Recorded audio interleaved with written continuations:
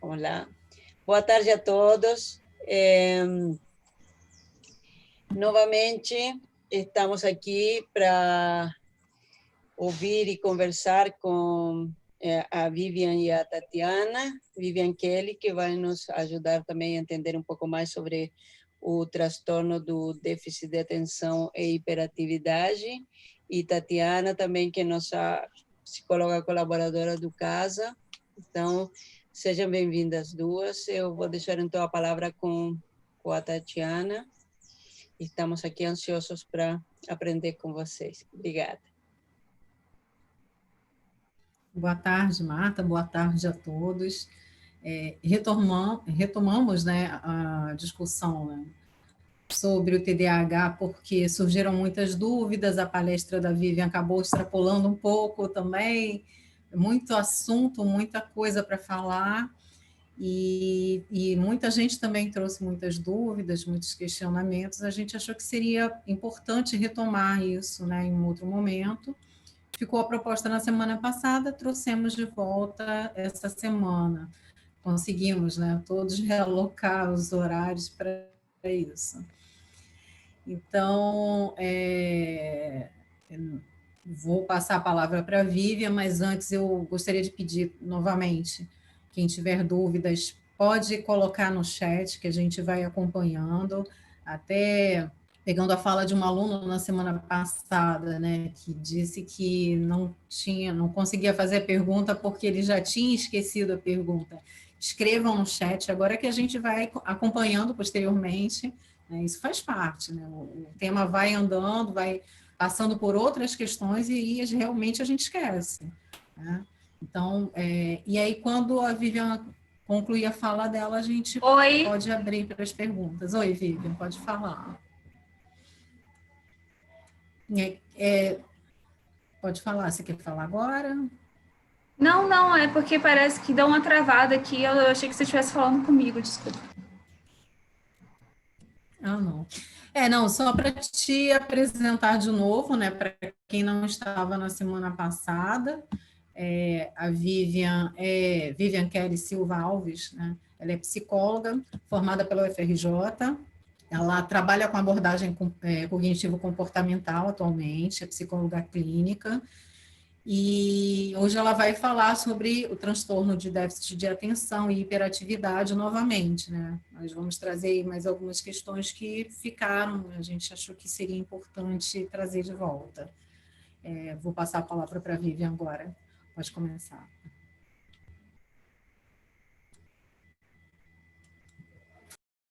Seu microfone está fechado, está desligado, Vivian.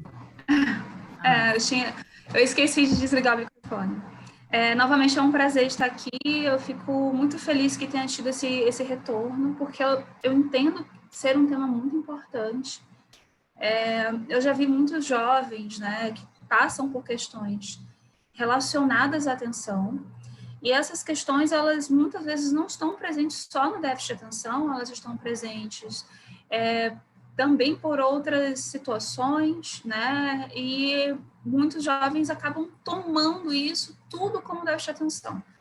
Por isso que é importante a gente esclarecer, tanto para as pessoas que realmente, entre aspas, né, como eu falei na semana passada, tem um transtorno, é importante a gente dar esse retorno a isso, né? Que as pessoas, elas podem apresentar essas questões, elas podem ter uma dificuldade, é um transtorno do neurodesenvolvimento. Então, respondendo até algumas perguntas que foram feitas aqui, retomando o que foi falado na semana passada, existem, sim, aspectos que são para além dos comportamentais, para além das coisas que a gente vê no dia a dia, ou de questões de criação, da infância, existem alterações no cérebro, existem alterações que ocorrem desde a infância e que, inclusive, já foi descoberto coisas genéticas que estão relacionadas ao déficit de atenção, e que a gente pode entender, também retomando uma fala da semana passada, como um espectro, né? Como algo que está entre uma pessoa que tem uma atenção maravilhosa e uma pessoa com déficit de atenção. Mas é como se a gente estivesse aí dentro dessa faixa, né? E a única preocupação que nós, enquanto sociedade e indivíduos, precisamos ter é com relação ao ponto de corte. A partir de onde passa a ser, né, algo que a gente poderia considerar um déficit de atenção ou não. E o ponto é que essas dúvidas, é normal que elas surjam por conta disso, porque todo mundo está em algum lugar desse espectro. E muitas vezes, quando a gente começa a ouvir, a gente já se considera como lá, né? Eu tô lá, eu tenho déficit de atenção. Só que o déficit de atenção é muito além de uma dificuldade que a gente consegue vencer com algumas estratégias comportamentais apenas, no dia a dia. Ele tem outras questões sociais, ele tem outras questões além do querer. Retomando essa fala da semana passada, já tendo retomado essa fala da semana passada, eu vou retornar algumas dúvidas. Essa primeira fala que eu falei sobre déficit de atenção, eu falei, inclusive, por conta de uma dúvida que uma aluna trouxe, né? Pais com déficit de atenção podem ter filhos com déficit de atenção? Sim. Inclusive, isso é muito comum e, inclusive, é uma das coisas que são, às vezes, mais difíceis de você lidar, porque uma pessoa tem uma família que tem, às vezes, mais de uma pessoa ali que vive assim, daquela forma. Então, uma criança, muitas vezes, não aprendeu formas de organização e piora essas questões com déficit de atenção, porque o pai já tinha uma desorganização muito grande e a criança cresceu ali naquele ambiente e aquilo ali é natural para ela. Então, às vezes até amplia uma questão que com certeza já poderia aparecer de alguma forma, mas seria menor, porque teria ali um ambiente que fosse um pouco mais organizado. Então, sim, isso é muito comum, tá? Uma outra dúvida, né? Uma pessoa foi falando aqui sobre a questão da infância, que alguns fatores se repetem, só que de forma diferente. E isso é um ponto interessante de ser colocado, porque eu tenho até um livro que eu li há muitos anos, que é um livro conhecido no mundo do aluno, o título do livro, né? Eu acho até curioso esse título. Ele fala assim, olha, pessoas com déficit de atenção não são poste, né? São gente. Então, essa forma de apresentação é sempre muito diferente. Então, tem pessoas com déficit de atenção que vai ter dificuldade de aprendizagem, tem outras que não vão ter. Tem outras que vão ter dificuldades sociais, tem outras que não vão ter. Ou de relacionamento, de aproximar, de chegar em uma pessoa do sexo oposto, ou até mesmo sexo, enfim, outras não vão ter. A gente está falando aí de como cada variável ali interfere, tanto neurobiológica, como social, como em um contexto cultural que a pessoa está inserida, né? Muita coisa ali vai ocorrer. Se crianças com déficit de atenção, yoga pode ser complementar? Sim.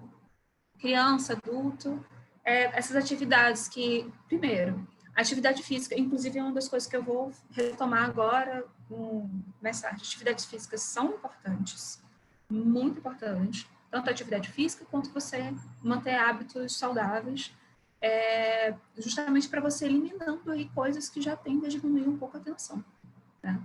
E tanto yoga como meditação e outras técnicas que ajudam a focar, não só técnicas, mas até, por exemplo, música, né? Ajuda a você manter um foco ali. Então, são coisas que podem ajudar a treinar a atenção. É o suficiente? Lógico que não. É só um auxílio, né? A gente está falando de coisas que podem ir auxiliando com o passar do tempo. Uma outra coisa que falou, né? Na infância, que a pessoa diz que já teve déficit de atenção e tem padrões ainda hoje em dia, perguntas alcoólicas perguntas alcoólicas é ótimo, maravilhoso. Bebidas alcoólicas pioram déficit de atenção. O que acontece é que é comum pessoas com déficit de atenção fazerem uso de substâncias. Basicamente, tem algumas hipóteses aí sendo estudadas, mas assim, uma das hipóteses que... Vivian, eu acho que congelou. Congelou? Retornou, gente? Retornou? Para mim tinha congelado, não sei se para todo mundo. Mas agora já está voltando. Já tá bom, agora né? Retornou. Perfeito. Se você puder repetir. Não, que eu estava falando basicamente que tem algumas hipóteses que são estudadas sobre isso, né? E de que da falta de alguns neurotransmissores, etc. E algumas pessoas, elas acabam usando substâncias, então é muito comum o uso de substância, listas e listas, e inclusive o álcool é comum. Se isso piora, provavelmente se o uso for abusivo, sim, né? Porque o uso abusivo de qualquer substância, inclusive de café, pode trazer alguma consequência, né, no dia a dia. Então, isso é nada mais do que natural você ter essas consequências atrapalhem, né, que reduzam um pouco daquilo que a gente poderia ter de atenção se você não está, se você já está usando uma substância, inclusive, que tende a ser um inibidor do sistema nervoso central. Ela inibe alguns pontos, então isso não é muito bom. Inclusive, algumas substâncias estimulantes são mais procuradas por pessoas com déficit de atenção, e elas também não são boas, como o café, né?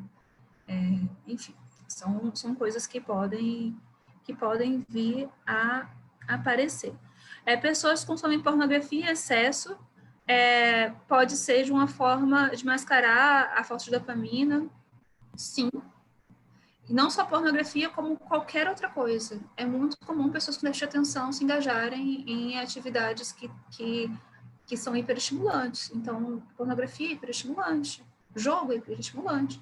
Dentre os mitos, né, que apresenta até um livro muito bom. Na semana passada eu apresentei um livro, essa semana eu vou apresentar. Agora congelou. A sua voz sumiu. Isso. Não, agora acho que congelou o dela. Congelou mesmo, Vou tentar mandar uma mensagem para ela aqui para avisar. Vamos esperar um pouquinho. Ela voltar, né?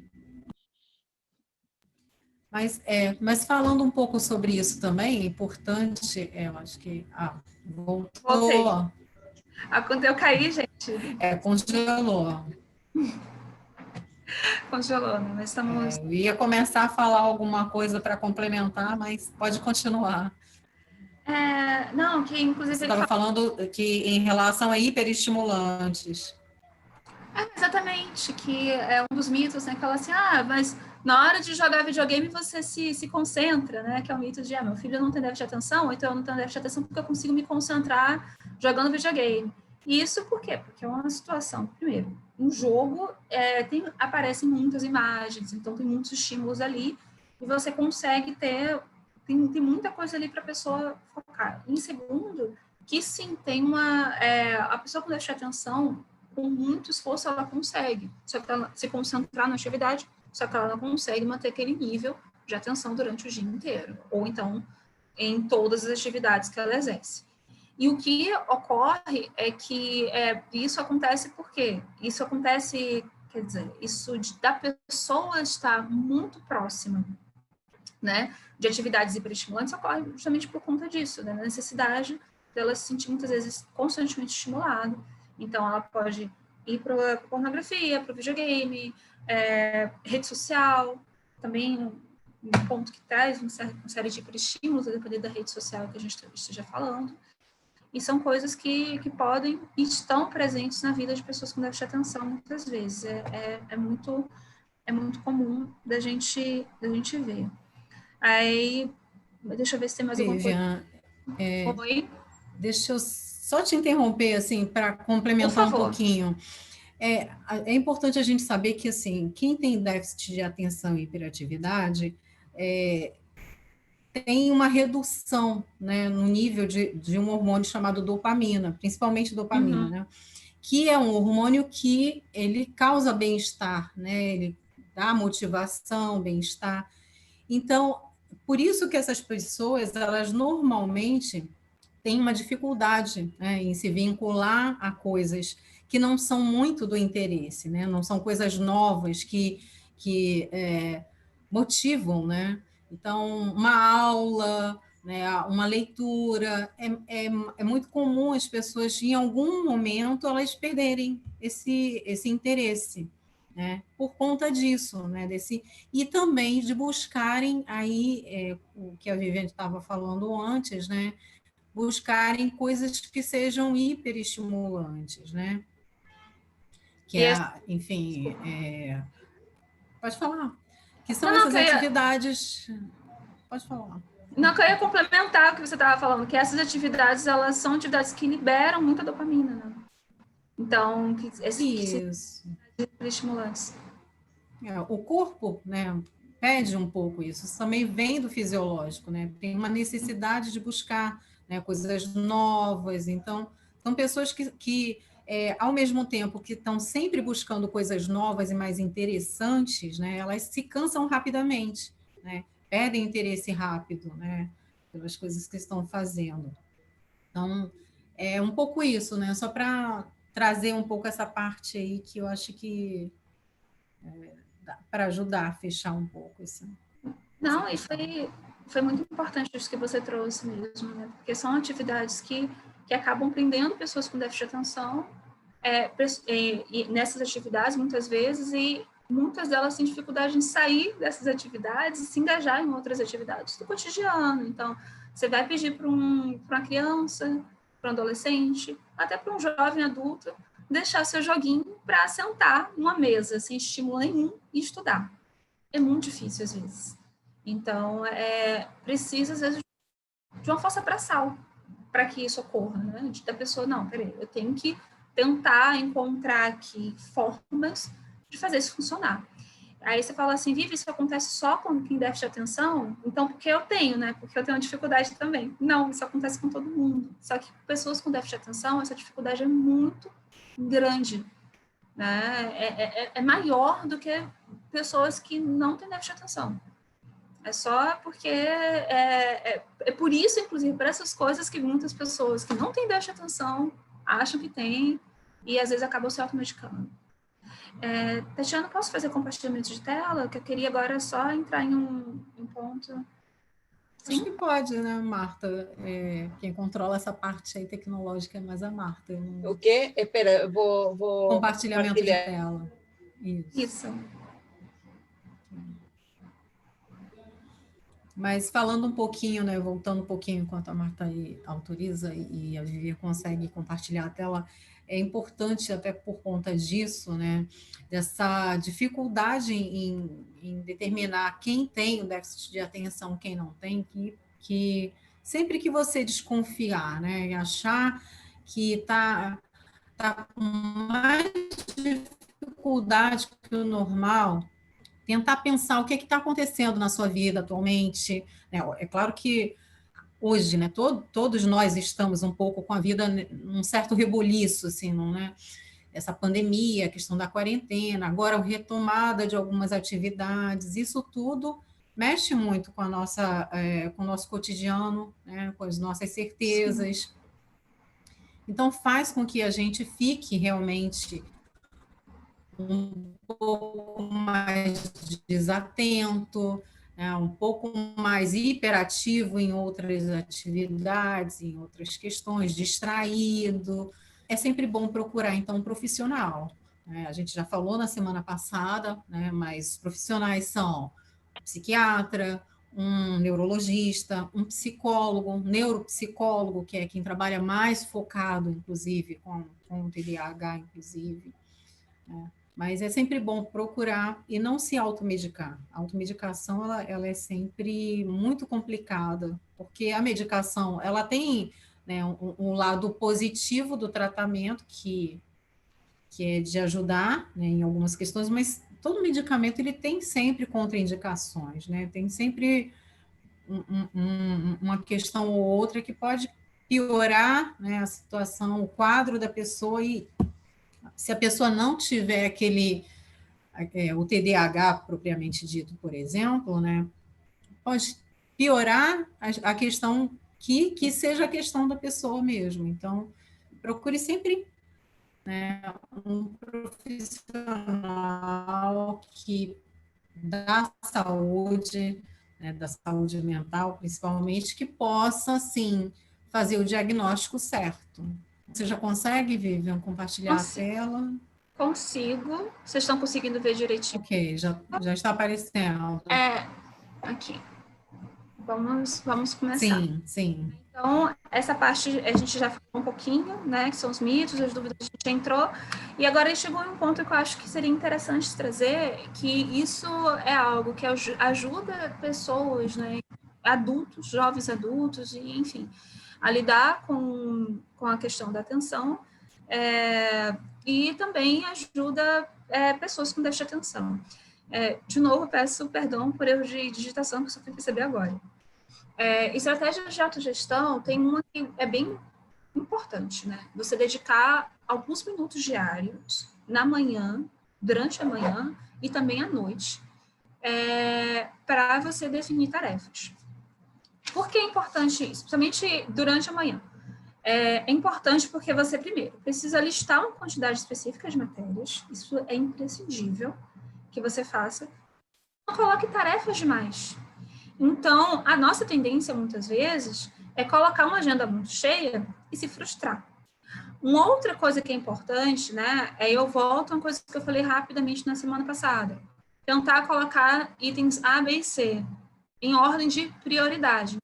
Você pode chegar e montar uma lista e colocando em ordem de prioridades.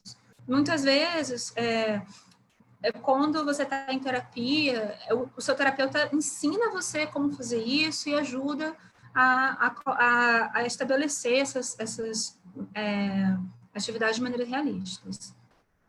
Usar uma agenda, pode ser o Google Agenda, e tem um ponto que é importante, né? Você fazer uma escolha simples, que muitas pessoas tendem não, agora eu vou me organizar, vou comprar um planner, vou fazer isso, fazer aquilo outro, e eu vou um aplicativo. Faça da forma mais simples possível. Muitas vezes, quando você tenta dificultar, fazer uma coisa muito elaborada, você dificulta mais do que ajuda, e você precisa de coisas simples que estejam ali à sua mão. Então, é importante sim pensar nisso. Revisar a agenda no início e no final da noite, prever as distrações prováveis e evite. Então, eu planejei que vou estudar durante a tarde, mas durante a tarde o seu irmão pequeno vai estar ao seu lado no quarto. Sua mãe vai sair, você vai tomar conta do seu irmão. Ou então, você sabe que à noite o seu vizinho gosta muito de fazer uma festa. E esse horário que você vai realmente conseguir estudar, você vai conseguir se concentrar. Ou então, que a parte da manhã é a parte que seu namorado está livre. Então, você vai conseguir estudar com seu namorado te mandando mensagem. São coisas que você pode pensar, olha, se meu namorado está livre na parte da manhã, então eu vou ter que desligar a internet do celular. Se meu irmão, ele está durante a tarde, vai ficar comigo porque meus pais vão ter que sair, então eu não vou conseguir estudar de tarde, vou ter que estudar de manhã ou à noite. Então, é interessante você fazer isso quando você for montar ali sua agenda. Importante, você sempre tentar diminuir fatores fisiológicos que atrapalhem no nível da atenção. Então, é imprescindível você tentar manter atividade física. Mas é horrível, mas eu não consigo. Tenta encontrar formas de colocar no seu dia a dia isso, porque, sim, ajuda na atenção, você está praticando atividades regulares, não precisa ser uma atividade intensa, uma coisa ali simples, caminhada, por exemplo. Você tem um descanso adequado, porque diminui o tempo da atenção quando você não está bem descansado. Então, procurar a higiene do sono, vou falar um pouquinho rapidamente depois sobre isso, e regular os horários de alimentação. Se você mora sozinho, tentar se planejar para esses horários, para deixar a comida pronta, tentar fazer final de semana, sempre dá um jeito de você não ficar sem comida. Vivian, isso influencia na atenção? Sim. Quando você não dorme bem, quando você não está praticando atividades físicas, quando você não se alimenta bem, inclusive, a tendência é você reduzir a atenção. Você está comendo muito açúcar, você está tomando muita cafeína, ou então você está tendo uma alimentação pobre, isso vai influenciar. Você pode fazer compromissos apesar do desconforto. Isso é um ponto. Então, você pode, mesmo que você não seja péssimo, você não esteja se concentrando bem, tenta, só vai. Isso é uma coisa muito difícil para pessoas com déficit de atenção. A pessoa já chega assim, não vou conseguir mesmo. Né? Ela começou a criar algumas crenças sobre ela mesma, sobre o mundo, né? Que dizem isso, olha, não consigo mesmo, porque eu vou tentar. Então, hoje eu não estou me concentrando bem, eu tô triste, eu não vou conseguir. Não, só vai, né? tentar usar o débito automático para você não ficar perdendo dinheiro, ou cometer o famoso erro de pessoas com déficit de atenção, que é trocar a nota de 2 por nota de 100. Ter certeza de que vai começar um novo projeto. Tem certeza, né? Que eu fiz aqui em forma de pergunta. Tem certeza que vai começar um novo projeto? Avaliar. Olha só, semestre passado eu quase morri pegando 5 disciplinas. Eu vou mesmo agora pegar 8? É isso que eu quero na minha vida? Então, são coisas que a gente precisa se perguntar. Então, vou fazer um curso extra mesmo? Às vezes, pessoas com déficit de atenção tendem a entrar em novos projetos por impulso. Nossa, eu vi um projeto social que é muito bom aqui perto de casa, eu tenho que participar. Você está dando conta das suas atividades atualmente? Separe um tempo do dia, da semana, para organizar correspondências, inclusive papéis eletrônicos, né? E-mails, para você ver se dá tudo certo. Organizar as contas, inclusive, né? Você separar, olha, eu paguei todas as contas mesmo? Ficou faltando alguma conta para pagar? E tarefas que a gente evita, 10 minutos. Então, é muito comum a procrastinação com pessoas que déficit de atenção, né? Tem até uma tirinha que eu resolvi colocar sobre isso. É muito comum. Então, a gente pode simplesmente pegar e colocar aí uns 10 minutinhos para você resolver. Você não coloca mais nem menos, só 10 minutos. Isso vai ajudar a reduzir. Então, assim, a procrastinação muitas vezes aparece na forma da não organização, né? Você se programou para fazer alguma coisa, e essa atividade aí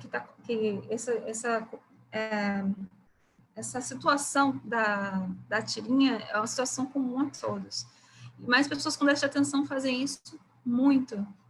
Então, são pessoas que na hora de fazer alguma atividade vão arrumar a casa, na hora de ler um assunto para uma prova, começa a estudar sobre outro assunto.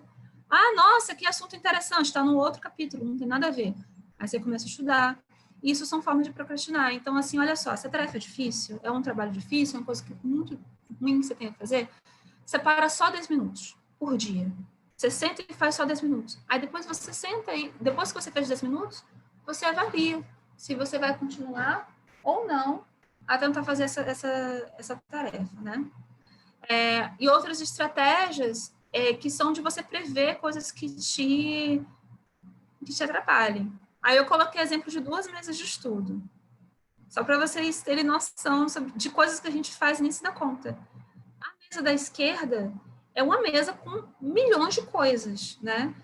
E uma pessoa com déficit de atenção é delícia você se perder em um dessas coisinhas bonitinhas. Você às vezes vê no Pinterest, nossa, coisa legal. Isso é uma mesa, assim, né, que tende a chamar atenção e você pode colocar porque você acha bacana. Só que a mesa da direita, você coloca todo o material que você vai precisar, então você não vai precisar ficar levantando, saindo do quarto ou do seu local de estudo para pegar. Deixa mais no cantinho, deixa centralizado o que você vai usar.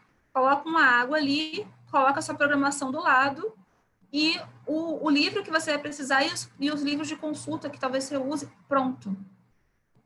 Mais nada. Tá vendo alguma janela ali, alguma porta? Não, porque não é para ter, né?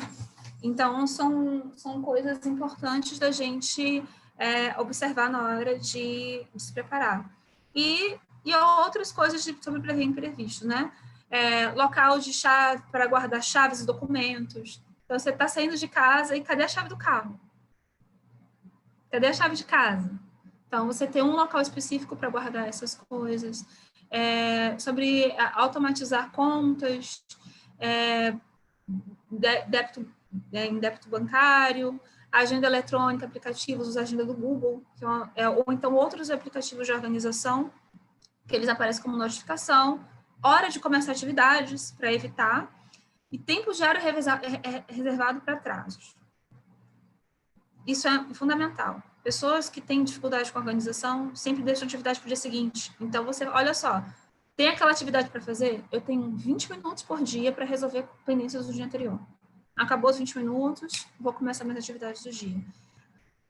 Parece muita coisa, mas quando você começa a fazer uma coisinha de cada vez, e daí a importância desse livro aqui, que a gente comentou na semana passada, ou então de você ter um auxílio de um terapeuta para fazer isso, você Você consegue ir fazendo isso aos pouquinhos, a ponto de você se organizar, e os resultados você começa a ver depois que você começou a fazer tudo. Então, não adianta você começar, eu comecei a fazer tal coisa e não deu certo. Tá, tem um percurso enorme para você correr.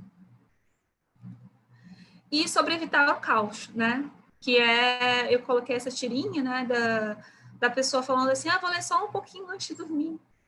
E a pessoa vai lá e passa a noite dormindo. É muito comum pessoas com déficit de atenção que têm o hiperfoco, o famoso hiperfoco das pessoas com déficit de atenção, fazer esse tipo de coisa e no dia seguinte já não rende. Ou evitar o caos entre aquela pergunta da bebida, inclusive, né? Então, assim, você tem déficit de atenção, você no outro dia vai trabalhar, você tem certeza que você vai beber hoje, né? Então, no outro dia você tem aquela aula importante, aquela prova, você tem certeza que você vai para aquela festa?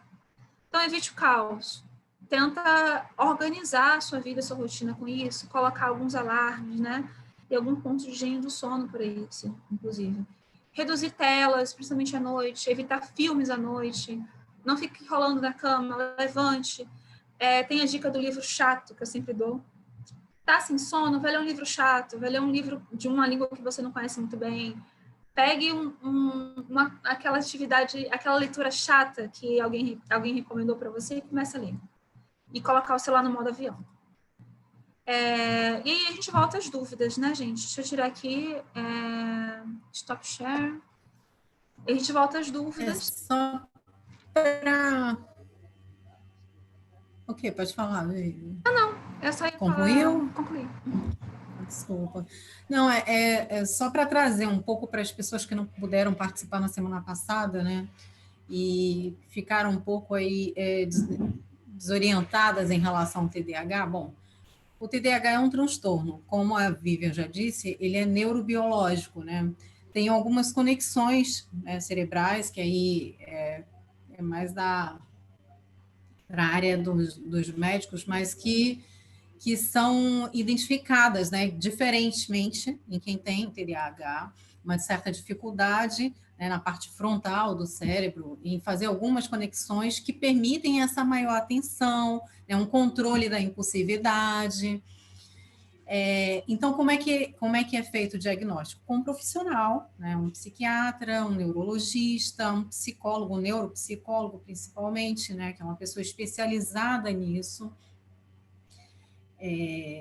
Quais seriam os sintomas, né, de uma pessoa com um transtorno de déficit de atenção e hiperatividade? Bom, é uma pessoa que tem uma atenção comprometida, né? Se fala muito em desatenção, mas eu acho que desatenção é uma palavra muito forte, assim. Na verdade, não é uma desatenção porque traz uma questão da falta de atenção, é uma atenção comprometida.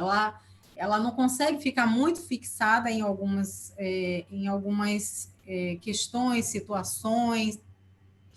Ela interrompe prematuramente, né, as atividades, é uma pessoa que não fica muito tempo ali, deixa algumas outras inacabadas.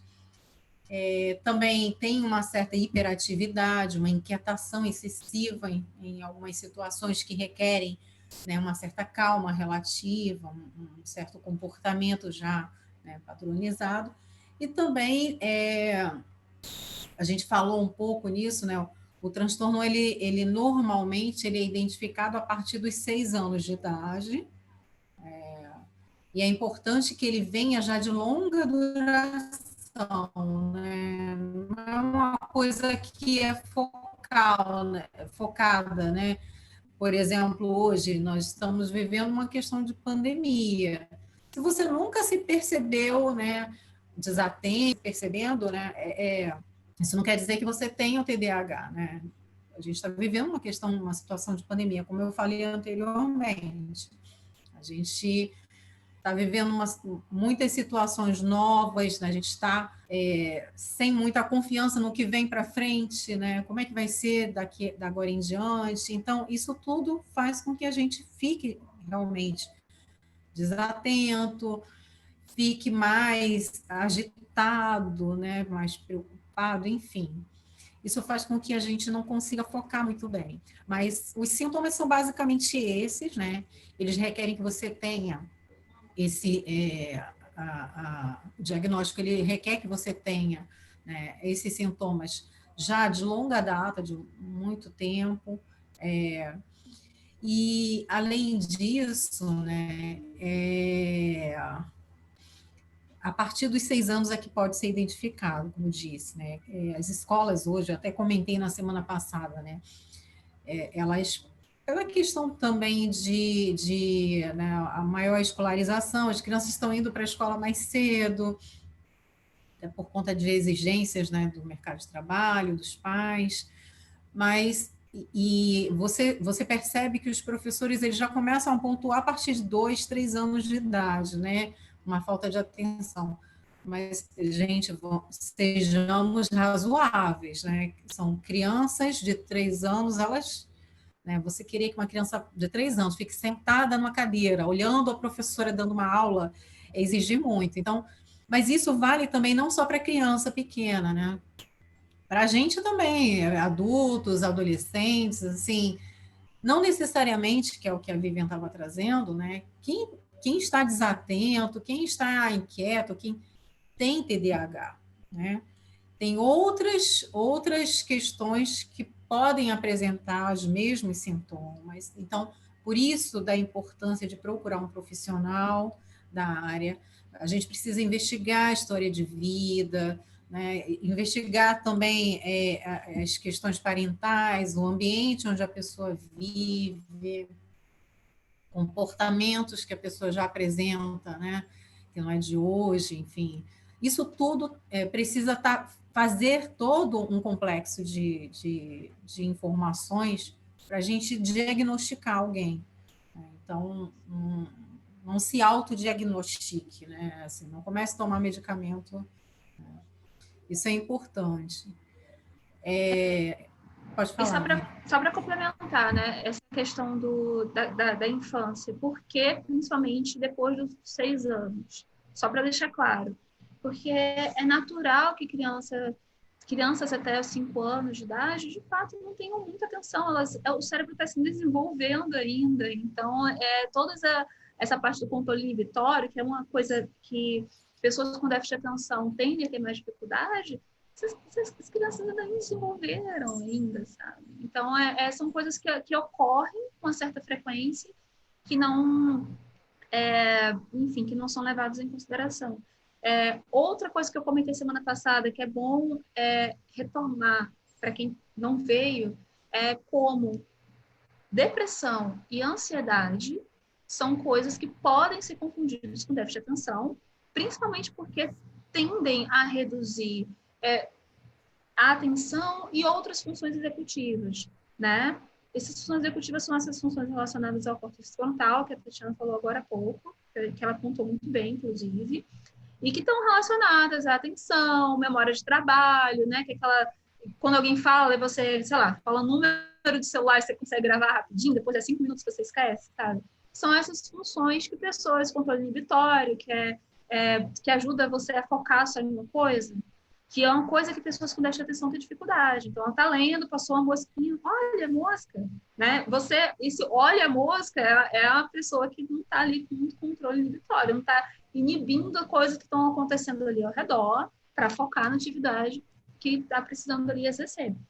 Então, a gente está falando exatamente sobre como essas coisas, elas muitas vezes são comuns de acontecerem que estão deprimidas ou estão ansiosas. Épocas de pandemia ou de grandes desastres são épocas que pessoas vivenciam lutos. E esses lutos, eles não são só de pessoas que falecem, lutos da vida que a gente tinha anteriormente, que a gente não tem mais, lugares que você frequentava que você não frequenta mais, pessoas que estão em isolamento durante muito tempo, pessoas que estão há 6 meses sem sair de casa. Isso produz, sim, mudanças no humor. A falta do sol, é comum você ter algumas alterações de humor por conta disso também. Isso, sim, vai trazer redução da atenção. Então, não dá para a gente fazer essa comparação. E fora a passagem para a vida adulta, que foi outra coisa que eu comentei semana passada.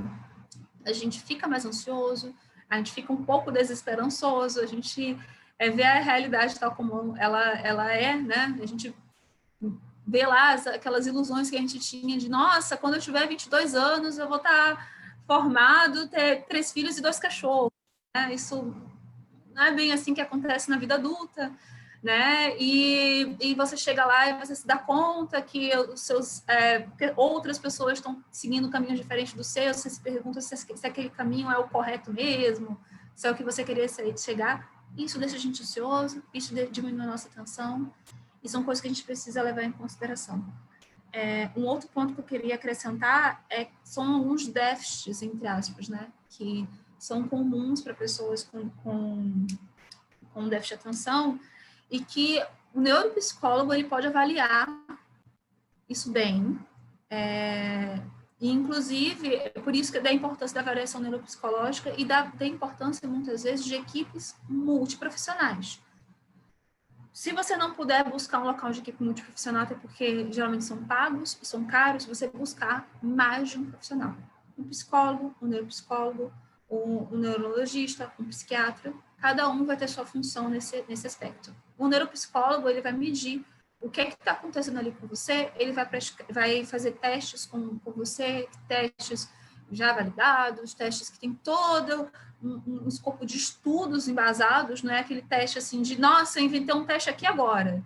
Não, ele vai fazer um teste que já tem anos e anos de estudos e pesquisas relacionados, e ele vai medir em quais pontos você precisa prestar mais atenção para cuidar, porque o déficit de atenção não dá em poste, como eu já falei anteriormente. Cada pessoa se dá em uma questão diferente. Tem pessoas que têm mais dificuldade, por exemplo, com a memória de trabalho. Tem pessoas que têm mais dificuldade com velocidade de resposta, né? De variabilidade de resposta, ou então de processamento de informação. Tem pessoas que têm essa atenção que elas são muito inteligentes, mas a informação é processada mais lentamente, né? E aí a gente começa a ver uma série de coisas que o neuropsicólogo vai poder avaliar. Então, são profissionais que você precisa buscar, inclusive se você já tiver um diagnóstico, para ajudar no tratamento, né? E um outro ponto que eu já ia esquecendo de comentar é que muitas vezes alguns estudantes precisam de adaptações, tanto dentro de casa, como às vezes até de conversar com o professor, e porque tem dificuldade em exercer provas em determinado tempo. Aqui no Brasil a gente não tem essas políticas, mas em alguns países tem políticas de pessoas com laudos. Fala assim, olha, chega na universidade, fala assim, olha, eu tenho um laudo aqui e eu não tenho como exercer a prova no tempo normal. Que sim, é comum pessoas com déficit de atenção simplesmente não conseguirem fazer a prova no tempo de todo mundo. E terem ali que precisar manejar e treinar aquilo para conseguir. Então, em alguns países isso é possível. Mas isso é uma coisa que você pode fazer, às vezes, conversando com o professor. Olha, percebi que essa atividade que você passou aqui é uma atividade que eu vou ter muita dificuldade. É todo professor que é aberto? Não, infelizmente. Mas, às vezes, vale a tentativa, dependendo do caso, lógico. Eu também já fui estudante de graduação, eu sei que isso é bem delicado, que nem todo professor é aberto e que nem sempre isso vai ser possível. Mas, se você percebe que isso é possível, é importante você, sim, ter essa conversa. Vivian, só complementando, é possível se agora isso não fica na vontade do professor. Se o aluno tiver como se chama, definido que ele tem... É isso, me deu um branco. Ele pode solicitar e o professor tem que dar mais tempo na prova. Né? Então, isso agora é regulamentado, ou seja, não sei se é regulamentado, não tenho conhecimento se é regulamentado, mas isso é muito comum. Agora o aluno mostra, entrega o diagnóstico, e aí então o coordenador fala com os professores e ele tem que ter um tempo a mais para fazer a prova. Perfeito, eu fico muito feliz em saber, fico muito feliz mesmo, porque isso é uma questão para muitos alunos que têm déficit de atenção, e é difícil, muito difícil você conseguir, às vezes, terminar provas. Existem pessoas com déficit de atenção que nunca conseguiram terminar uma prova de Enem de vestibular inteira, porque não tiver, o tempo ali não é suficiente para a pessoa. Uma coisa que eu queria acrescentar, Vivi, em relação ao atendimento Você falou sobre buscar um atendimento conjunto, né? Multiprofissional. É importante a gente levantar também que o SUS, o Sistema Único de Saúde, né?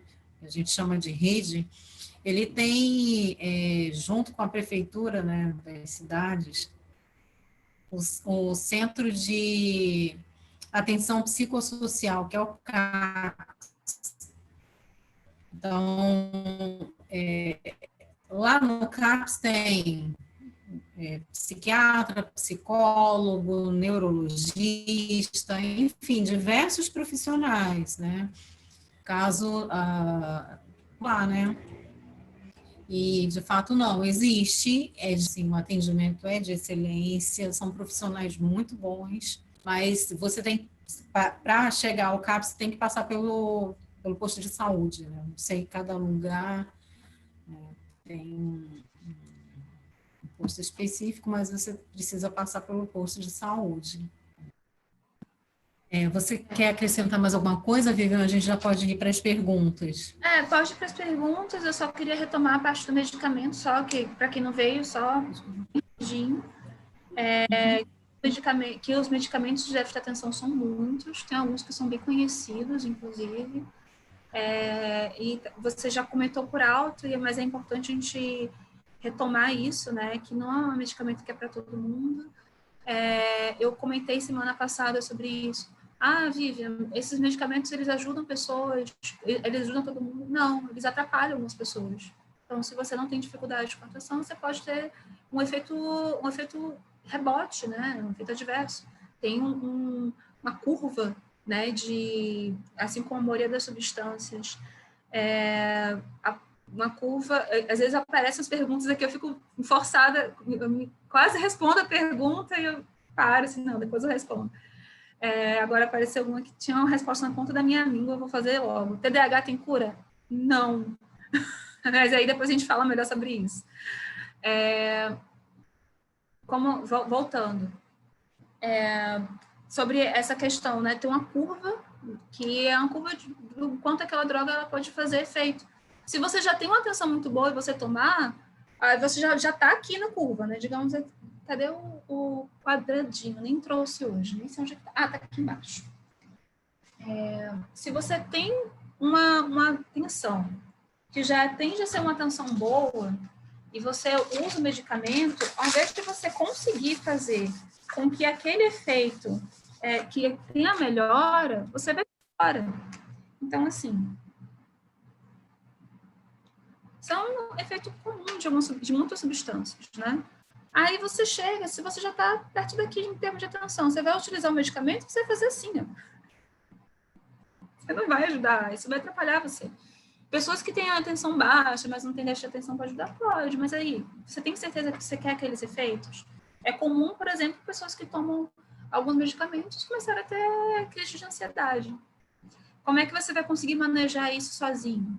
Por isso daí a importância de você não se automedicar, de você entender que você está mexendo com o seu cérebro, que não é uma coisa fácil de se mexer, e que você não sabe, muitas vezes, efeitos a longo prazo disso. Então, espera lá, vamos entender que se você está tendo dificuldade com a atenção, e você não tem déficit de atenção, mexendo no ambiente, mexendo em alguns hábitos seus, você consegue contornar isso sem medicamento. E você vai ter efeitos desse medicamento e você não precisa necessariamente passar por esse tipo de situação. É só esse ponto que eu queria trazer. Ok. Bom, vou começar a ler aqui as perguntas. Fernando Girão fala, olá, boa tarde. Provavelmente vocês já falaram isso, mas como não estive presente semana passada, gostaria de perguntar como posso identificar o déficit de atenção? Quais são as características mais presentes nesse transtorno? Bom, eu acho que eu falei um pouco disso, né? A gente verifica essa falta de atenção, né, que não é exatamente uma falta de atenção, mas uma atenção que não é constante, que não consegue ficar fixada, né? A hiperatividade, né, que é aquele excesso né? Uma certa, que pode, né, e se direcionar para uma certa agressividade também maior, né, da pessoa. E agora me fugiu... enfim, Tatiana, você acha que vale a pena a gente mostrar de agora novo? me fugiu a outra característica, mas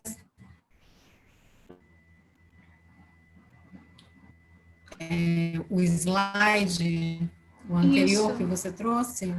Não, aquele slide da semana passada. Eu não sei, Vivian, eu acho que a gente não tem muito tempo mais, né? É verdade, é verdade. Eu acho que assim, a gente... Já esmiuçou. mas eu acho que a gente... a inquietação, que é da própria da hiperatividade, uma certa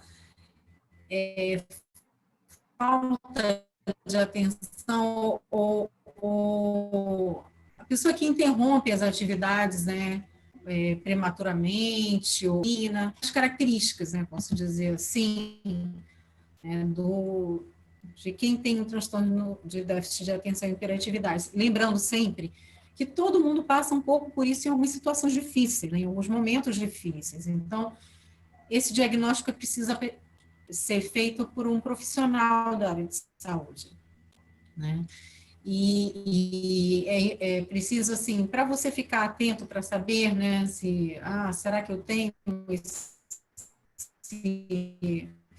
esse transtorno ou não, é sempre pensar assim, essa característica que eu tenho, ela já vem de longo prazo, né? A partir disso, você já pode buscar um profissional, né? Identifico que, sei lá, desde adolescente, desde eu sou assim, né? Eu me percebo assim, as pessoas falam que eu sou assim, né? Eu vivo no mundo da lua, que você tinha até trazido, Vivian, na semana passada, né? A criança que vive no mundo da lua. É uma pessoa que as pessoas reclamam muito, que você não dá muita atenção, né? Enfim, são características, mas isso é preciso pensar sempre nisso, assim. Ele tem que vir de longo prazo, não é uma característica de agora, né? De um momento específico. E, assim, para identificar, de fato, procurar um psiquiatra, um neurologista, um psicólogo, um neuropsicólogo, né? São os profissionais que são mais habilitados para dar o diagnóstico. Tá? Quais exames... Bom, Fernando Girão também pergunta quais são os exames ou testes usados para diagnosticar o déficit de atenção. Bom, eu sei que existe o ASRS, ASRS 18, que é um teste, é um conjunto, é um questionário, né? Um conjunto de perguntas que vai passar por isso que a gente vem falando, né? Para saber a história de vida, para saber como é que funciona o ambiente ao seu redor, como você se comporta em relação, né, em algumas situações. Então, é um grupo de perguntas que é feito e que, a partir desse questionário que foi elaborado, enfim, né, a partir dele, das respostas que são dadas, é que é feito um diagnóstico mais específico, assim, mais fechado, né? Tem outros testes também, mas aí o que eu conheço é esse, o SRS 18. Não, mas Oi, Tatiana. Não, só ia falar que, mas é um diagnóstico que, e esse teste, ele só é habilitado para profissionais da área de saúde. Né? Imagino que vocês devam achar na internet, porque essas informações estão aí, né? Mas é importante procurar o profissional, porque ele vai saber fazer a leitura do questionário de forma correta. E só quero Pode complementar. Fala. Exatamente, desculpa. É porque às vezes dá um delay, eu acho que você terminou sua fala e eu entro, né? Só complementando sua fala, um profissional, um neuropsicólogo, por exemplo, ele vai usar outros testes, uma série de testes. Então, às vezes, tem uma bateria de testes, o VAIS, por exemplo, né, que é para adultos, ou VISC, se for para crianças. Às vezes eles pegam alguns dessas baterias de teste e usam para pessoas para verificar, poxa, como é que está a memória de trabalho aqui dessa pessoa?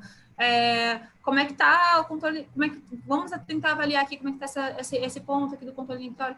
São coisas que eles usam, muitas vezes, tanto para verificar o déficit de atenção, como para verificar as áreas que aquela pessoa precisa cuidar.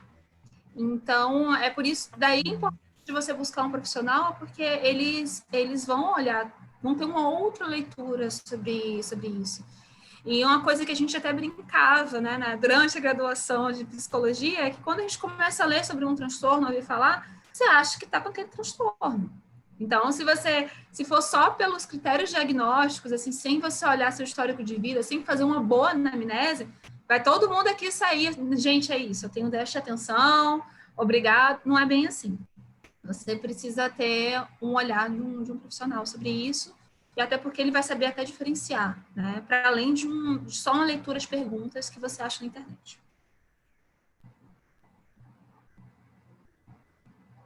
Exatamente. A Bárbara fala, fui diagnosticada na semana passada com TDAH. Antes de começar os estudos, eu tinha mania de organizar cada canto do quarto. Pensei que era toque, mas estou vendo que era o TDAH mesmo. É interessante isso, né? E aí marca mais uma vez assim a necessidade de procurar o profissional para obter o diagnóstico correto, né? Para você não achar que tem um problema e confundir, mas é para vocês entenderem que de fato assim existe uma gama de transtornos e muitas características de né, estão dentro de outros, então não são coisas muito fechadas, sabe? As questões que a gente tem no nosso psicológico, na nossa mente, elas não são totalmente fechadas, né? É importante, a gente sempre está buscando que consiga, a partir, né, fechar o diagnóstico direito e trabalhar as questões corretamente. Né? Você vê, a Bárbara, né, ela fala, antes de começar os estudos, eu tinha mania de organizar cada canto do quarto. Achava que tinha toque, mas agora ela vê que é do TDAH. Né? Enfim, assim, não sei se você quer falar alguma coisa, Vivian, sobre, Não, mas... tem duas coisas interessantes aí, primeiro, pessoas com déficit de atenção, daí isso é um ponto interessante, que vai até de uma pergunta que trouxeram na semana passada. Crianças com déficit de atenção se tornam adultos com déficit de atenção? Às vezes sim, e às vezes não. E muitas vezes esses adultos, eles são pessoas que criaram aqueles artifícios que eu comentei, a pessoa foi descobrindo empiricamente, sozinha. Então, ela sozinha mesmo foi, caramba, olha só, eu perdi a chave trocentas vezes, vou tentar arranjar um jeito de não perder mais a chave. E, às vezes, isso de organizar o quarto poderia ter a ver com, eu preciso organizar o quarto, porque como tá com muita coisa, eu não consigo me concentrar muito bem. Ou então, eu tô fazendo isso aqui para procrastinar, ou então os dois juntos, né? Então, assim, adultos vão criando hábitos para lidar com suas dificuldades de atenção. E isso por isso que é muito comum pessoas que apresentaram problemas muito severos na infância, na vida adulta, já conseguirem manejar melhor. E nesse momento de passagem da adolescência para a vida adulta, ser um momento em que a pessoa está vivenciando essas dificuldades de começar esses novos hábitos para conseguir ter uma vida mais funcional, né? E é um momento realmente complicado, um momento difícil, mas um momento que é possível que a pessoa consiga passar de maneira mais suave, com a ajuda de um profissional, ou até mesmo buscando na sua rotina, no seu dia a dia, coisas práticas mesmo que auxiliem, né? Que não precisa necessariamente você ficar vivenciando todos os problemas que você vivenciou sua vida inteira. Sim. Passou né, essa pergunta da Bárbara passou um pouco assim, para mim também, pensei muito na questão de uma certa inquietação ao quarto, porque é isso, ela necessita dessa atividade, né? Então vai arrumar, enfim, pode ser isso também, né?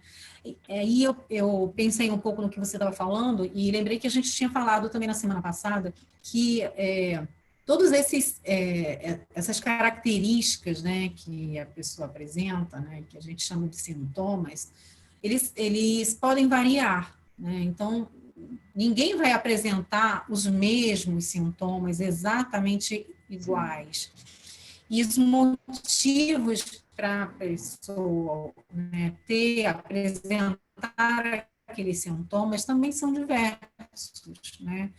É por isso também que é necessário buscar o profissional, porque é sempre do caso a caso. É o tratamento, como que faz o tratamento? Não tem uma fórmula mágica, né? Existem alguns manejos que nós utilizamos, mas é sempre no caso a caso, é sempre conversando, falando um pouco, né? Dizendo um pouco como é que é a sua vida, como é a sua história, como que você vê, como você pensa, né? As coisas que a gente vai conseguindo ajudar, né, nesse tratamento, nesse manejo, para que aquilo que a gente chama de sintoma, mas que gera um certo sofrimento para você, consiga ser amenizado. Né? E aí, indo para a pergunta que a Vivian tinha lido, não sei, agora eu vou atropelar um pouquinho a ordem, né? Mas para saber se tem cura, né? Foi a Bárbara também que fez. Então, essa é uma questão, né? Tem profissionais, psiquiatras e neurologistas que dizem que pode ser que sim, né? Porque, afinal de contas, os nossos neurônios, eles têm uma certa plasticidade, né? O que permite um certo manejo, mas tem outros que dizem que não. O fato é que a ideia, né, nem tudo a gente consegue resolver, né, totalmente, né? Então, o que interessa mesmo, no final das contas, é a gente aprender a lidar com as nossas questões. A gente aprender a lidar com as nossas características e assim, conseguir fazer um manejo para que a gente possa viver, produzir, né, ser ativo, né, socialmente, tendo aquelas características. E eu só fazendo um adendo nisso, né? Até me justificando, porque eu respondi não, né? Na hora que a gente estava, quando ele tem a ver com isso que você trouxe, né? Que assim, primeiro, se a gente for parar para pensar, responder de maneira bem correta, a resposta seria depende, né? Depende do que a gente está falando. Se a gente estiver falando de uma criança, é comum uma criança que tinha déficit de atenção, ela cresça vida normal, nenhum sintoma, nada, tranquilo. Por outro lado, quando a gente está falando de um TDAH adulto, já é muito mais difícil. O que acontece é que, sim, tem uma tendência de reduzir esses sintomas, que haja uma redução ao longo da vida, porque a pessoa vai criando estratégias. Isso não quer dizer necessariamente que mudou a neurobiologia do cérebro, às vezes muda, às vezes não. Tem muita coisa que acontece aí, você mesmo falou de neuroplasticidade, isso ocorre. Só que, quando eu falei que não, em que sentido? No sentido de que é interessante a gente saber se aquela característica, né? E eu gosto, às vezes, de olhar para alguns transtornos dessa forma. Aquela característica de dificuldade de atenção, ela traz essa dificuldade, esse déficit, mas, por outro lado, ela traz outros pontos interessantes para aquela pessoa. Então, às vezes, são pessoas que tendem a ser mais criativas, por exemplo, né? Pessoas que tendem a ter insights muito bons, mesmo que não seja necessariamente só de criatividade em si, no dia a dia, enfim, trabalhos. E outros pontos também, pessoas às vezes muito divertidas, pessoas que tendem a ter outro tipo de manejo no dia a dia ali, que tem sua função. Aí eu te questiono, né? Não, quando você pergunta a cura, você está querendo dizer o quê? Se tem tanto aspecto aí dentro daquilo que a gente poderia colocar no déficit de atenção. Eu prefiro responder que não, justamente porque a gente não pode pensar numa promessa de cura de algo tão complexo. Principalmente porque até os estudos sobre déficit de atenção não conseguem centrar em uma parte específica do cérebro ou uma função específica que tem alguma certa questão. Cada um é tão diferente. Por isso que eu prefiro responder que não, porque é muito delicado você falar de cura de algo que tem tanta sobreposição de fatores sociais, neurobiológicos, de idade, de tudo. Então, eu prefiro dizer que não. É uma resposta que parece dura inicialmente, mas quando a gente vai olhar, tem a ver com aquilo que você trouxe, Tatiana, né? Da pessoa aprender a manejar, aprender a viver com seus, entre aspas, demônios, e entender se eles de fato são demônios, às vezes virar amigo dos demônios, né? E aprender dentro dessa sua forma de viver, dentro da sua rotina, do seu fator sócio-histórico ali, que está inserido ali no seu trabalho, você aprender ali a ter uma vida tranquila, sabendo quem você é. É mais ou menos por aí. Então, não é cura, é adaptação. Eu prefiro falar dessa forma. Falamos na semana passada sobre também uma questão que passa um pouco por isso, né? Que é o fato de a sociedade ela exigir uma certa, né, produção, um certo resultado, e acaba que a gente começa a se transformar, né? Como as pessoas falam, né, normatizadas, né? A gente acaba ficando muito dentro de uma norma, né? Só que somos todos, né, totalmente diferentes uns dos outros, né? Não existe um igual ao outro, mesmo irmão, né? Por quê? Porque nós somos multifatores, né? A gente não depende só do biológico, a gente não depende só do ambiental, tem o psicológico aí também. Todos esses fatores, eles se envolvem, né? O ambiental que eu digo é o sociológico, né? Onde você está, com quem você convive, onde você, né, nasceu enfim, seguiu, né? Crescendo, se desenvolvendo. Então, o que é isso de estar dentro da norma, de ser normal, né? Não existe ninguém normal, né? Essa norma, de fato, ela não existe. Isso aí é uma criação, né? É uma criação da sociedade porque ela precisa de uma direção, né? E aí a gente tenta ficar se enquadrando nisso, né? Se comparando. Então, é importante sempre pensar, né, que, como a Viviane disse, tem sempre algo de positivo, né, em tudo. Então, tentar olhar com outros olhos, né, esses demônios que você chamou, Viviane. Bom, vamos continuar. O Fernando Girão perguntou, né, de novo, o déficit de atenção geralmente é genético ou pode surgir de distrações causadas, por exemplo, pelo excesso de atividades, rotinas intensas, ambientes estressantes e etc. Então, sim, né? A gente depende de vários fatores, né? É claro que um ambiente, né, muito exigente, muito conturbado, ele pode levar a transtornos. Não existe um único fator determinante, né? A gente não diz que é só genético, né? Assim como não diz que é só ambiental. Mas todos eles estão ali envolvidos, né? O que se diz muito, né, na área médica, né, os médicos trazem que existe uma predisposição àquele determinado transtorno, né? Essa é a questão hereditária, genética que se traz.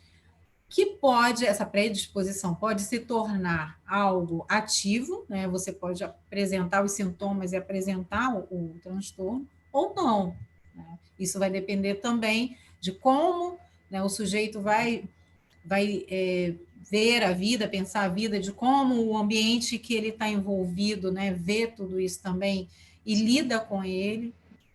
Então, é multifator, né? Você quer acrescentar alguma coisa, Viviane? Não, sua fala foi perfeita. Tem, sim, uma predisposição genética, Entretanto, sem um fator ambiental, aquilo ali não vai ocorrer. E, né, na verdade, pode até ocorrer, mas de maneira mais suave. E o oposto, ele é mais difícil, né? No caso, uma pessoa que não tem predisposição genética desenvolver déficit de atenção, muito mais difícil, na verdade. Mas o ponto é que, geralmente, uma coisa ali, só que o ponto é que as coisas sempre estão interligadas. É uma coisa que eu sempre acho muito curioso, que a gente acaba vendo isso de predisposição do meio de uma forma muito dicotômica, né? Ou é genético ou é do meio. Assim. Não é isso. As coisas elas ocorrem justamente pela união de uma série de fatores. É genética, a família, o local, a escola que a criança estudou. Então, às vezes, é uma escola que não ajudava nem um pouco, né, naquela inserção da criança ali, com os estudos, etc. E a gente pode ampliar isso para outros fatores, como você também bem colocou, sociais, por exemplo, históricos, né, que podem agravar, né, certas exigências podem agravar, sim. Então, é tudo junto.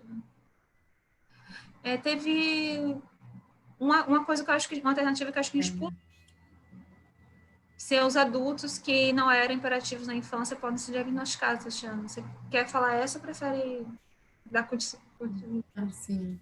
Porque eu tô doida para responder essa. Pode falar, pode. Não, pode falar, por favor. Pode falar. Não, é porque o que acontece? Que a gente esqueceu de retomar aqui, que existem 2 tipos de déficit de atenção. Tem o déficit de atenção com hiperatividade e déficit de atenção sem hiperatividade. E também tem só hiperatividade sem a forma de desatento. Então, são formas diferentes de ter déficit de atenção. Então, às vezes, a pessoa ela era desatenta, ela não tinha forma hiperativa, e é muito mais difícil de ser diagnosticada na infância, porque às vezes a infância é só aquela criança que fica ali quietinha, olhando para o teto, ou então a criança ali que demora mais de fazer atividade, mas está ali tranquila, não chama a atenção de professor, não chama a atenção dos pais, porque a criança ela se distrai com qualquer coisa, então até é ótimo, né? Você coloca a criança no quarto vazio, ela consegue enxergar uma falha na parede, fica meia hora olhando para a falha da parede. Então, são coisas que você não observa, mas chega na vida adulta, você tem exigências maiores acadêmicas, exigências de trabalho, coisas que você perde ali foco, vai preencher uma planilha de Excel, um sofrimento, aí você pode ser diagnosticado com déficit de atenção. Porque você, no passado, não tinha essa demanda. Mas agora essas demandas, elas começam a aparecer. Então, isso é um dado que é importante a gente colocar. Tá? Mas não acontece de você nunca teve sintomas de atenção, nunca teve sintomas de hiperatividade, na vida adulta você, do nada, começar a ter sintomas. Eu desconfiaria de uma outra questão surgindo aí. Né? Pode ser qualquer outra coisa, ansiedade, depressão, enfim, até coisas mais graves que influenciam na atenção. Vamos, então, para a última pergunta, que é da Beatriz. Boa tarde. Desde criança sempre me disseram que eu tinha falta de atenção e isso perdura até hoje. No entanto, eu sempre fui muito rígida, com prazos e muito organizada, apesar de ser uma organização por procrastinação, como já foi mencionado aqui. Recentemente fui diagnosticada com depressão e ansiedade. Mesmo assim, é válido procurar um profissional para questionar se eu tenho TDAH? A pergunta que eu faço, Beatriz, você foi diagnosticada com depressão e ansiedade por quem? Né? Esse profissional, ele não conseguiu identificar um TDAH? Porque é como a gente vinha conversando, eu e a Vivian, né? Alguns desses sintomas, eles podem vir de outras questões, inclusive a ansiedade e a depressão, né? Então, pode ser que, de fato, estejam mais voltados para a ansiedade e a depressão as suas questões. Mas é saber do profissional que fez esse diagnóstico, né, se ele chegou a levar em consideração o TDAH, né, e por que você está levando em consideração. E posso fazer acrescentar uma coisa, Tatiana, dentro da sua fala? Sim, claro. Que às vezes é interessante a gente se perguntar também, que isso é um dos critérios, né, de atenção, se aquilo traz prejuízos. Que às vezes não traz prejuízo para a pessoa, às vezes a pessoa se incomoda com aquele ponto, e isso é um dado importante. A pessoa incomoda de alguma forma, mas aquilo ali não traz um prejuízo real, né? E é um critério importante porque para tanto déficit de atenção como para qualquer outro transtorno que qualquer pessoa possa ter. Que às vezes você tem uma característica, isso não implica em você ter um transtorno, isso implica em algo que é seu. Retomando até uma fala que eu trouxe na semana passada, né? Que a atenção, ela é um espectro. Então, a gente, muitas vezes, pode chegar aqui e olhar para essa linha, né? Uma linha que você pode estar aqui, você pode estar aqui, pode estar aqui. O que a gente define como déficit de atenção é porque em algum momento alguém fez um corte. Ó, a partir daqui é déficit de atenção. Tá? Mas, às vezes, a pessoa pode estar aqui, ó. Ela continuar sendo funcional, não ter um nível de atenção tão bom, tudo bem. E é interessante ver também, como você bem pontuou, o quanto que outros transtornos não estão relacionados com certa dificuldade de atenção e desatenção. E agora sim, se tem alguma dificuldade real, se aquilo traz prejuízos, também é comum o déficit de atenção ser subdiagnosticado. A gente vive uma realidade que é uma realidade muito esquisita aqui no país sobre déficit de atenção. Pessoas que têm déficit de atenção, elas são subdiagnosticadas, ou seja, elas não recebem diagnóstico. E pessoas que não têm déficit de atenção, elas são hiperdiagnosticadas. Ela recebe diagnóstico demais de déficit de atenção. E isso aí é interessante você ver. Tem prejuízo? Você está percebendo que tem alguma coisa acontecendo no seu dia a dia?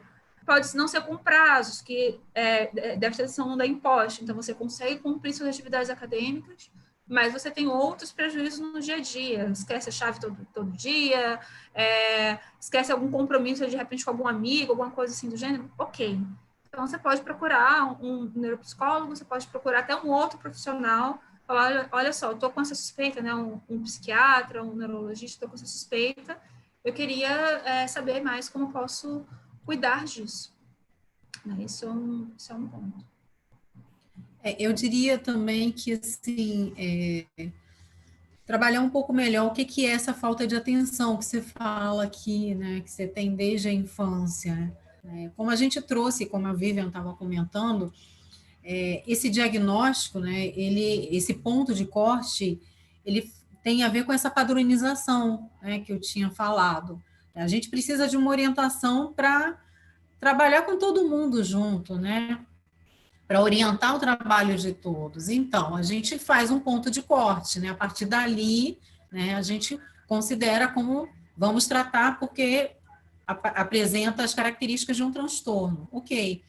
Mas o que vem a ser essa falta de atenção? Né?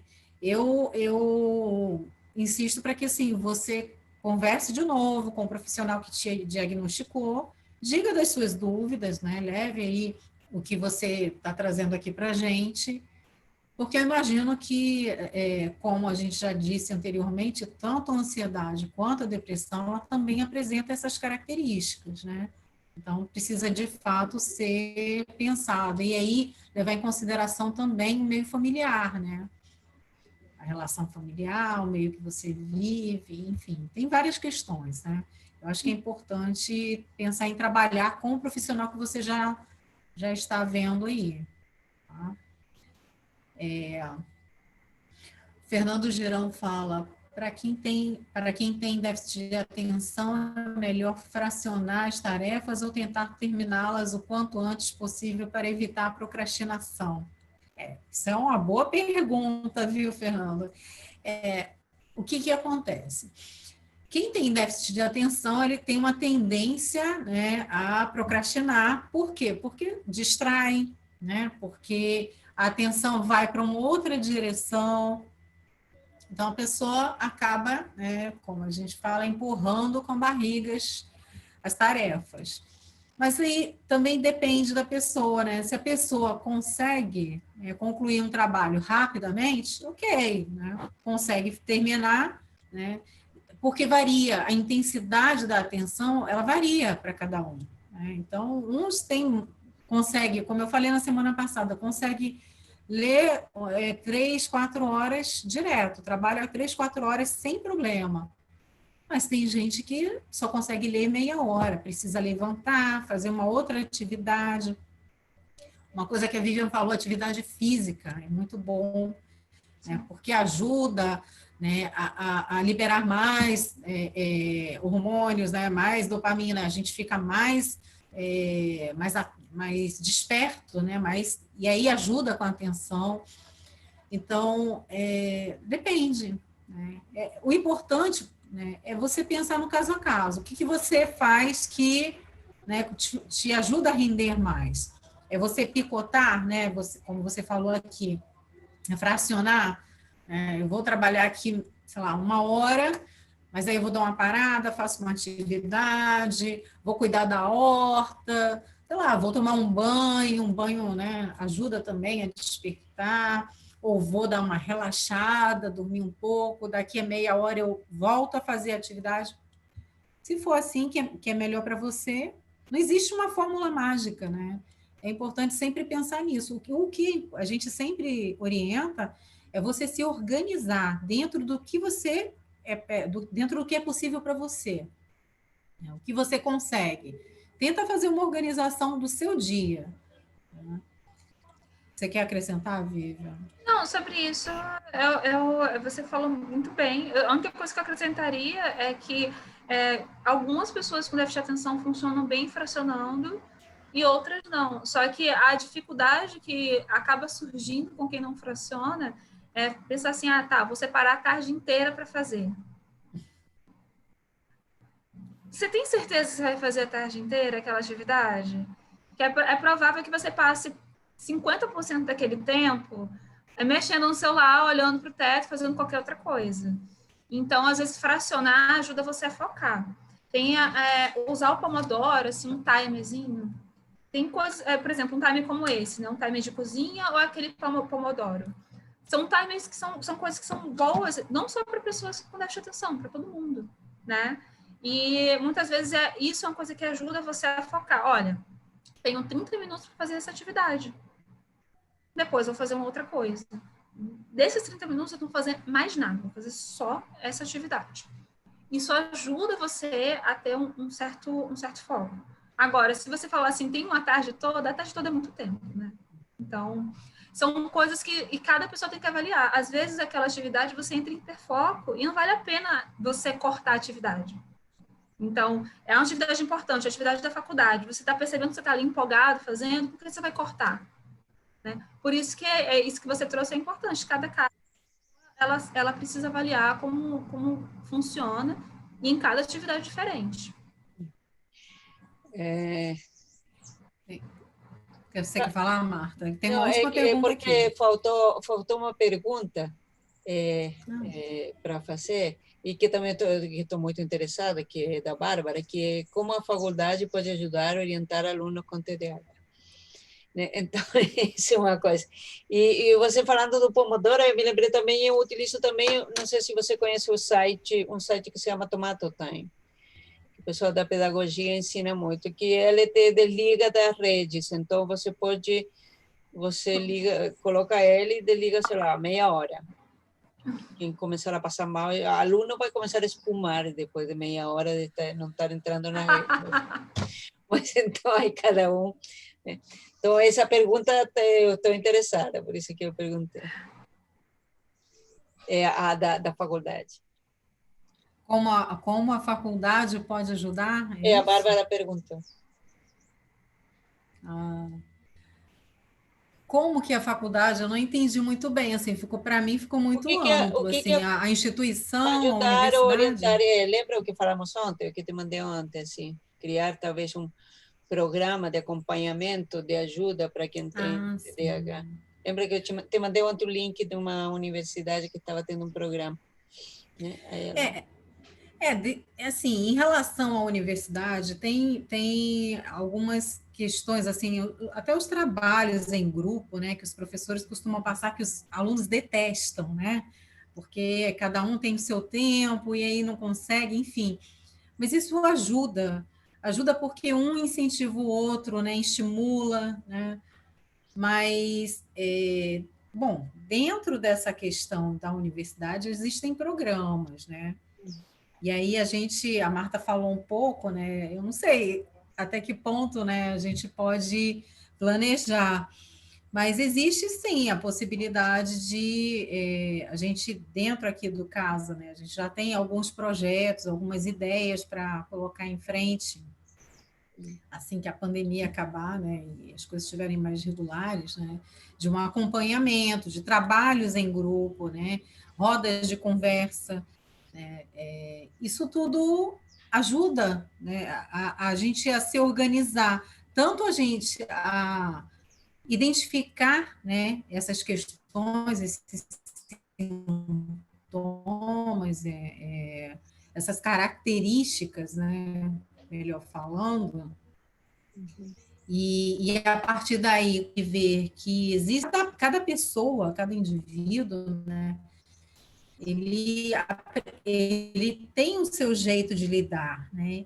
E a gente, às vezes, nunca pensou em um jeito que um outro apresenta, sabe? Que, nossa, assim, muito bom, sabe? Então, de fato, a conversa, o trabalho em grupo.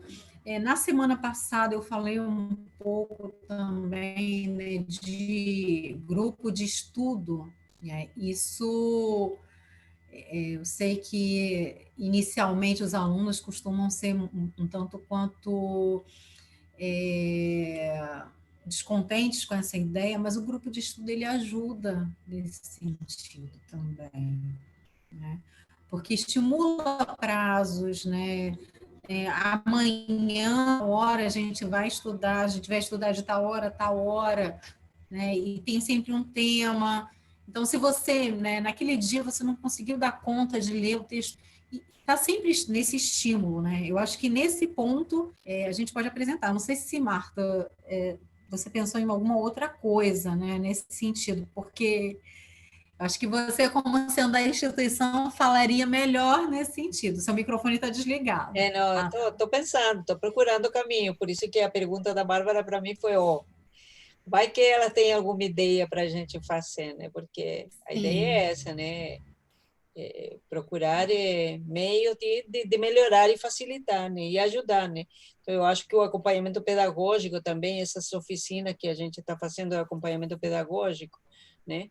Aliás, já vou vender meu peixe aqui antes de fechar a conversa, que daqui a 2 semanas, o dia 9 de outubro, vai ter uma oficina de organização de estudos. Então, uma oficina bastante interessante, porque é da DIPET, da Divisão Pedagógica da PR7, e ela vai ensinar essas dicas de como organizar, como fazer para se organizar os estudos, que é uma coisa importante, né? E no próximo sábado e na próxima sexta vamos ter uma oficina de meditação e yoga, porque está todo mundo reclamando que está muito ansioso com essa questão do PLE, então para dar aprender a relaxar e a desconectar um pouco, né, disso. Eu acho sempre importante a gente trocar, sabe? Essa coisa que eu falei de ouvir, falar um pouco sobre com uma outra pessoa, um amigo, um colega, um professor, né? Eu sempre estimulo nesse sentido, né? Porque o outro escuta de uma outra forma, pode te ajudar com ideias que você também não tinha antes, né? Essa coisa mesmo que a Vivian está dizendo como que você chamou, Vivian? Do reloginho para controlar o tempo? Pomodoro. Pomodoro. É engraçado que pois tomato, eu não pomodoro, conhecia essa ideia. Exato, exatamente. Então, assim, eu não conhecia essa ideia, mas eu pego meu celular e coloco aqui no despertador. Eu me organizo assim. Eu tenho essa atividade agora, e aí começa a despertar do meu lado aqui, eu já olho, ai meu Deus, tem que começar outra coisa. E aí é um pouco isso, assim, para a gente conseguir dar conta, porque a gente é muito exigido, né? A sociedade hoje a gente tem que ser multitarefa, né? Não basta você fazer a faculdade, você tem que fazer a faculdade, curso de inglês, o curso de francês, um curso disso. Enfim, é sempre muito, muito, né? Então, eu acho que é importante para a gente tentar se organizar, escutar também, né, a opinião do outro, né, de vez em quando tirar dúvida com o professor. Né, o professor é mais experiente, ele já passou por aquilo tudo ali atrás, né? E aí tem sempre um professor que está, né, tá disponível para conversar, né, para dar umas dicas, né, um colega. Enfim, você quer falar um pouco disso, Vivian?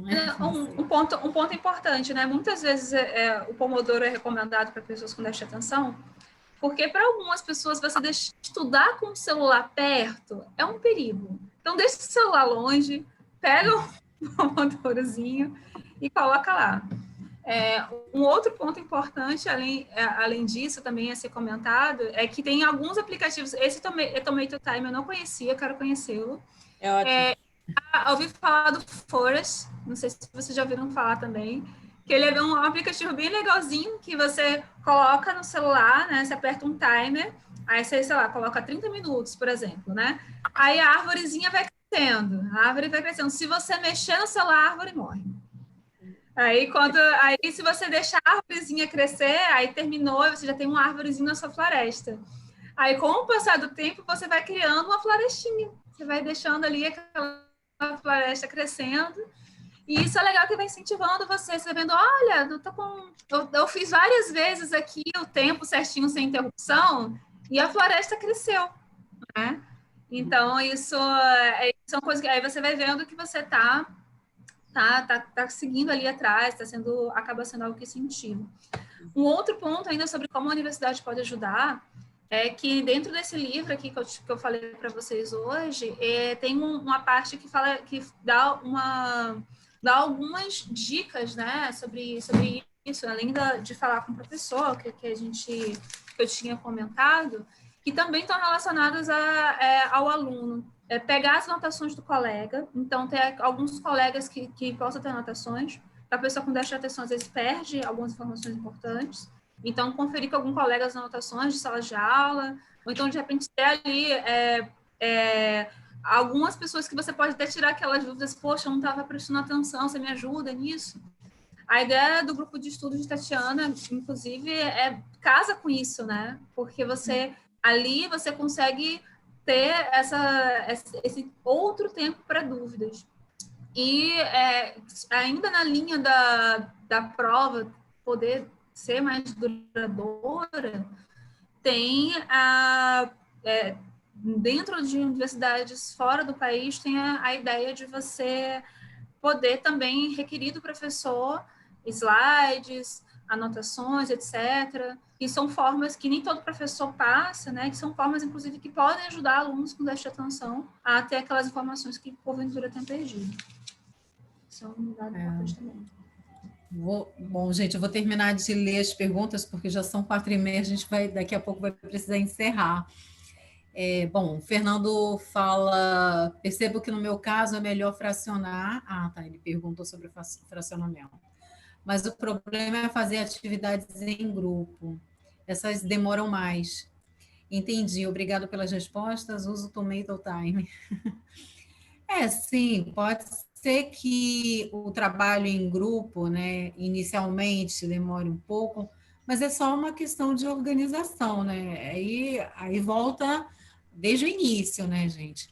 Essa questão da atenção, ela exige que a gente consiga se organizar, e a gente precisa estar pensando nisso, né? Sempre que for estudar, fazer um trabalho, é preciso, sim, se organizar o tempo, pensar, eu consigo estudar quanto tempo, qual o momento do dia, onde eu consigo estudar, onde eu consigo trabalhar. Assim, sempre exige um trabalho da gente, né? Nada sem um certo sofrimento, né? Sofrimento nesse sentido, assim, você precisa se organizar um pouco em relação a isso. Né? Pegando Bárbara... até seu gancho, Tatiana. Rapidinho, só fazendo uma pequena observação sobre isso, pegando seu gancho de horário, para todos os alunos essa dica é boa. O horário que você pode funcionar melhor, e para a pessoa com déficit de atenção é fundamental. Tem gente que funciona melhor de dia, tem gente que funciona de tarde, tem gente que funciona melhor à noite. Então, a pessoa com déficit de atenção, ela precisa prestar estar muito atenta a isso, assim, de manhã o meu horário de funcionamento melhor, que eu consigo pegar mais, então vou estudar de manhã. Isso é fundamental. Exatamente. Vou continuar aqui. Bárbara, passei o meu caso para o meu coordenador e ele falou que está examinando o meu caso. Creio que sou o primeiro caso dentro do curso. Muito obrigada, meninas, por tirar minhas dúvidas. É um mundo novo para mim e tem muitas dúvidas, risos. Muito obrigada. Sim, Bárbara, é tudo muito novo, na verdade, para todos nós, né? Com esses sintomas, na verdade, assim, a gente fala sintoma, mas vamos pensar melhor em características, né?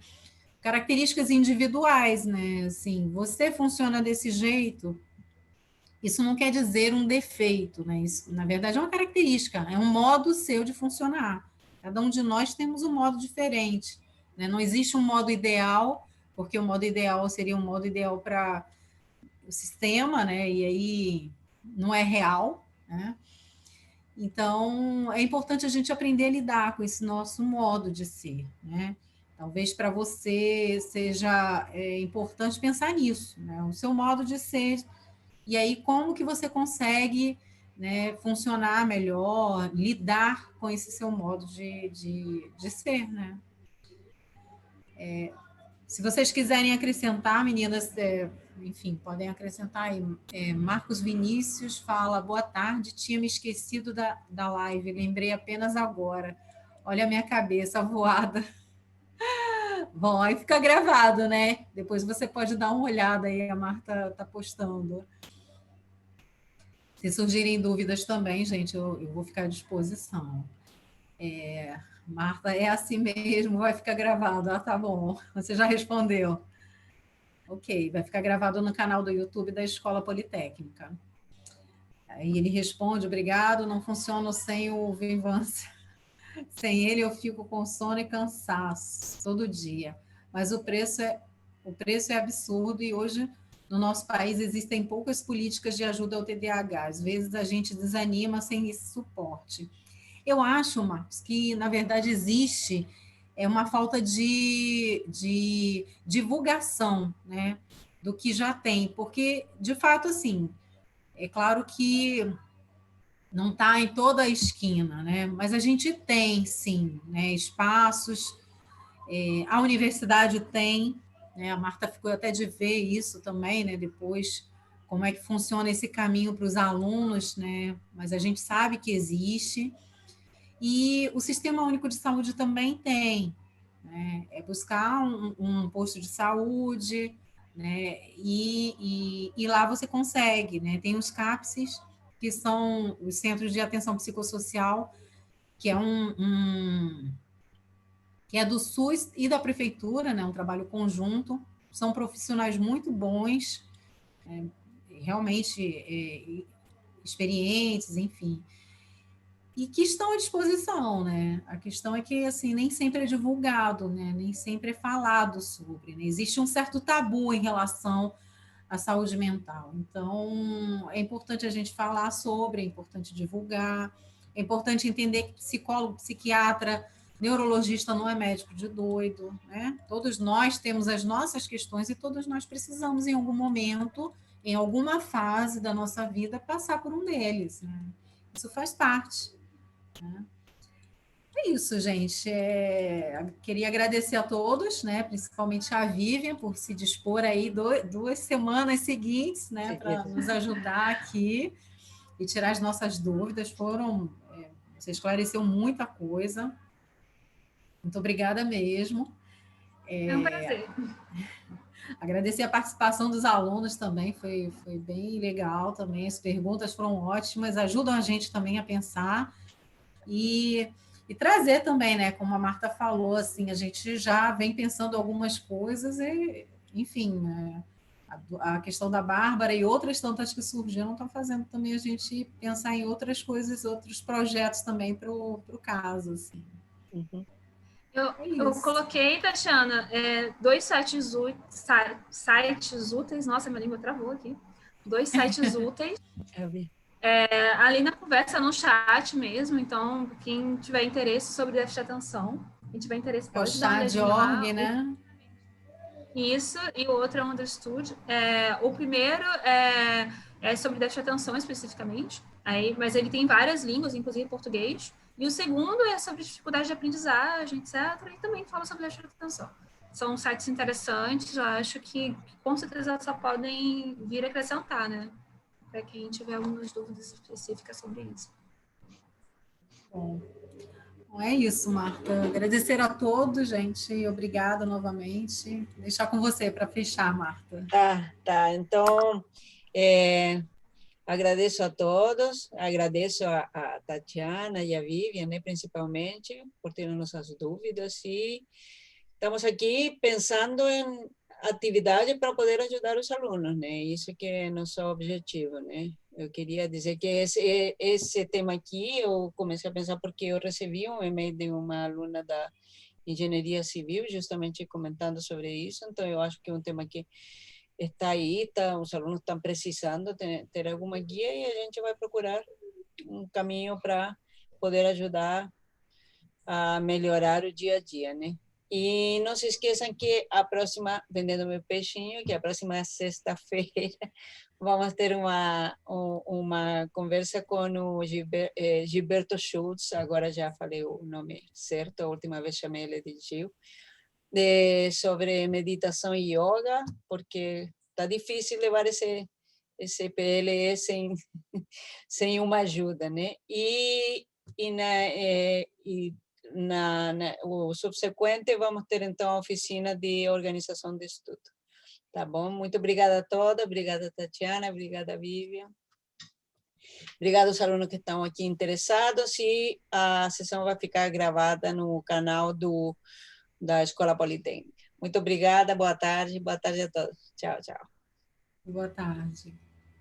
Tchau. Boa tarde.